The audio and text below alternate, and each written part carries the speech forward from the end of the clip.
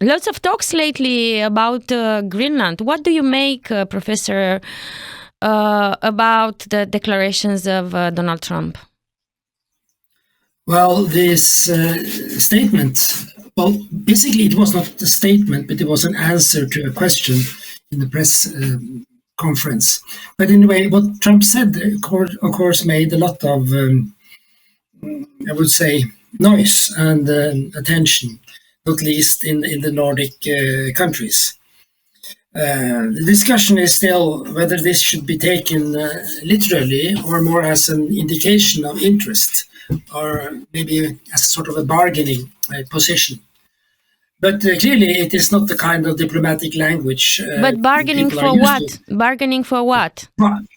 Bargaining for more influence in Greenlandic affairs. Greenland, as you know, is a huge island with a very small population.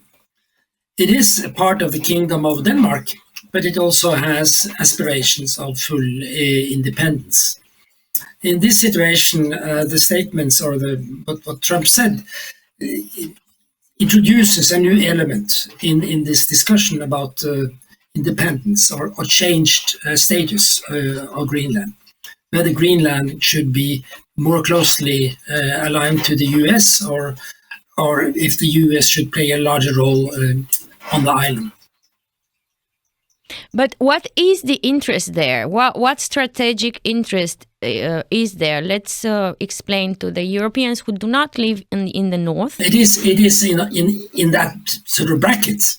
But when it comes to strategic interests, it is because of its location, and that's also because also the reason why the US has had for a long time a military presence there with radar stations, part of the larger monitoring system in the Arctic.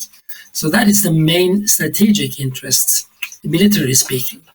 But what has created more attention in later years is the potential of mineral resources, and especially rare earth metals, where Greenland has a big potential.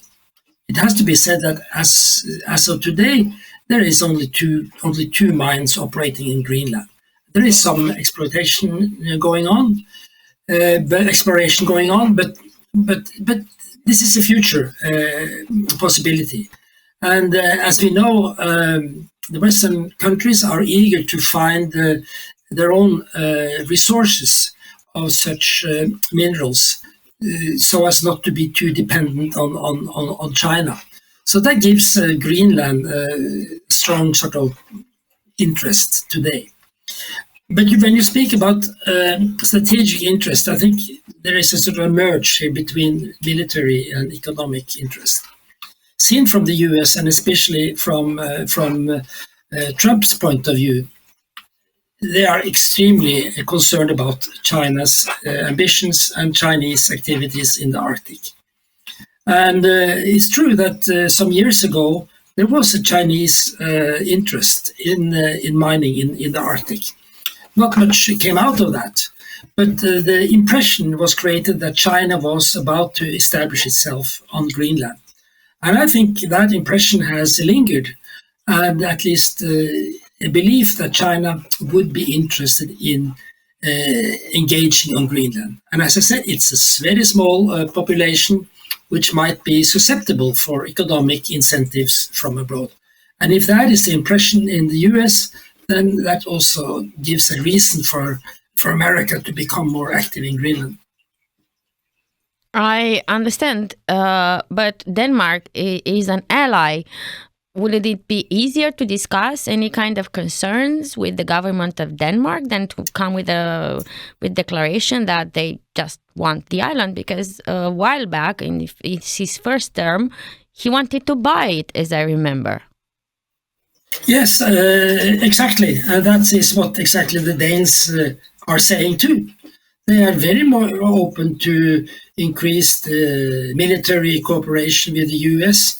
And certainly Greenland is open for foreign investments from the US. There are in fact some US interests already in exploration in Greenland. So in that, for that reason, this very sort of offensive statement comes as a big surprise. Even if Trump mentioned this also in his first term, which was not taken very seriously. But it seems there is more sincerity here than many people had thought. And you mentioned China, who could have or who showed interest in Greenland. Is it serious? I mean, are there real concerns for Chinese presence? And how exactly did they show their interest? What did they do? Well, I would say the impression is exaggerated. There were a couple of Chinese companies who were involved, not through other companies, Australian companies especially, as partners, as investors in some of the projects in Greenland. There's still one big project which has been stopped because in Greenland there is a lot of resistance to mining that could also involve uranium, and that has been stopped. So the Chinese are involved as investors, but we have to recall that at this time, about 10 years ago, Greenland was actively encouraging foreign investors and foreign mining companies to come in, and some of them joined forces with the Chinese companies and investors. But it was not like a sort of a combined or consolidated Chinese effort. What also made some headlines at the time was the proposal by a Chinese infrastructure company to build an airport, in fact 2 airports, on Greenland.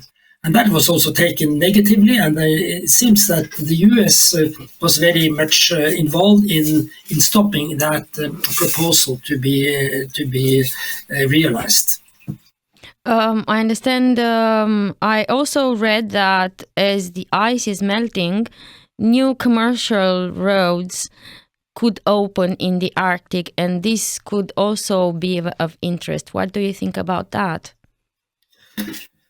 Well, this is to some extent already happening. We see that the retreating sea ice navigation in the Arctic becomes easier, and certainly navigation on the Northeast Passage north of Russia has to some extent been increasing due to less ice and a longer season. But there are many other factors also determining Arctic shipping. Security, sailing conditions, and not least our economic calculations. So yes, there is a long-term development here. In the sense of in the case of Greenland, it's not so easy to see that Greenland has a very big role here. I mean, traffic between the Pacific, between Europe and the US, it goes across the Atlantic. It doesn't need to stop in Greenland. So Greenland is not maybe so relevant when it comes to shipping. But I think I was not necessarily meaning Greenland, but how to say commercial roads in the Arctic. This is what we read. Yes, and again, you have to think about what is the time perspective. In the longer term, let's say 10, 20 years ahead, it is conceivable that there will be shipping right across the Arctic Ocean. Not the whole year, there will still be ice, but there will be could be a longer period without ice. So in that sense, the Arctic becomes more important in international shipping and trade. If you look at the closer period, we're speaking about the Northeast Passage and the part of that which is called the Northern Sea Route, north of Russia. And we're talking about the Northwest Passage through the Canadian archipelago. There are some limitations because of ice still, and there are some uncertainties because of jurisdiction. In the case of Russia, there is some dispute about the regime that Russia has established for the Northern Sea Route. And in the case of Northwest Passage, Canada has not encouraged use of that route, which is complicated also for environmental reasons. Also, the ice situation in the Northwest Passage is still and is continued to be a very limiting factor. So it's not like the whole Arctic Ocean is melting and everything is open for traffic. It is more limited.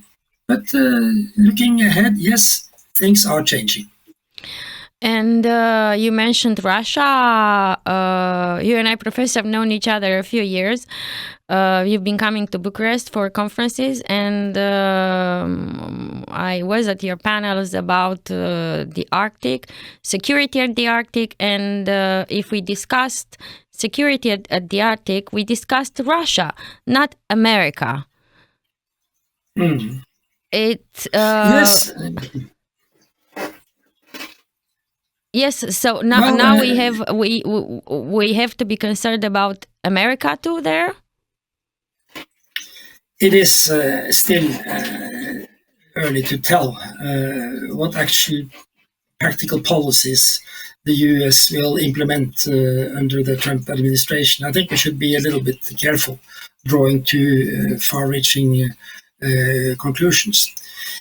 You could say that in longer periods, the Arctic has been off the radar in the US. You have Alaska, and the Arctic has been sort of conceived as an Alaska issue. And people from Alaska, or representatives from Alaska, have had made an effort to draw Washington's attention to the Arctic. Now, well, suddenly Greenland comes up, and it could also be that this will mean that there will be more interest in the Arctic in general. I think still in the US, very much is about the global competition with particularly China. So what China does and what Washington believes that China will do is a very important factor in explaining their Arctic policies also. We saw that already in the earlier Trump administration, where the foreign minister Pompeo at the time talked about, or in an exaggerated way, China's activities in the Arctic. We may see more of that. But in the case of Russia, this is a permanent concern. Russia is the biggest Arctic state, has the longest coastline, the biggest continental shelf, and has an economy which is also very much connected to the Arctic, unlike what the US has. It's a very different situation. And for Russia, developments in the Arctic is a primary issue. And to go back to how you started our dialogue with lots of talks in the societies of the northern countries, what was the tone of voice? What did people say when they heard Donald Trump's declarations, allegations, wishes, however you want to call them, regarding Greenland? Well, I think bewilderment is one word you could use. It was surprising, and it has been discussed how serious this is, but it's clear that declaring such intentions towards an ally is not good for transatlantic cooperation, to put it mildly. So that has been the response, that this is a very, very dangerous path, and a lot of, I think, diplomacy is going into finding out what this is about and trying to de-escalate the situation. But certainly this was unexpected and not very much welcomed.